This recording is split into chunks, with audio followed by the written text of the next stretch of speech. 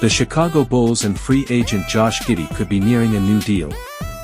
The NBA's restricted free agency market has been very unique this offseason, as Josh Giddey, Jonathan Kuminga, Quentin Grimes, and Cam Thomas all sit in unfavorable situations.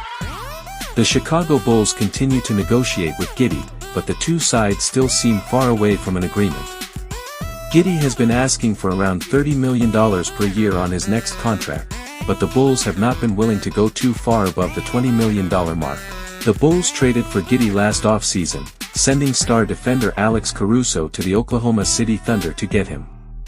Of course, in doing so, the Bulls wanted Giddey to be a part of their long-term plans, especially after the 22-year-old guard showed some promise in his debut season in Chicago. Last season, Giddey averaged 14.6 points, 8.1 rebounds, 7.2 assists, and 1.2 steals per game while shooting 46.5% from the field and 37.8% from beyond the arc. The Bulls are certainly confident that Giddey can be a franchise cornerstone moving forward, but this contract situation is not ideal for either side.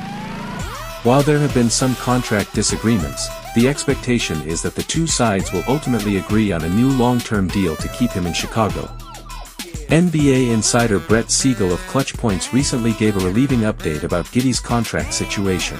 All indications from Chicago this summer are that the Bulls and Josh Giddey will find common ground on a new, long-term contract that keeps him as one of the building blocks of the franchise, Siegel reported. There has been some talk about Giddey potentially signing the qualifying offer, or the Bulls even exploring sign-and-trade options, but the growing expectation is that the two sides will come to an agreement.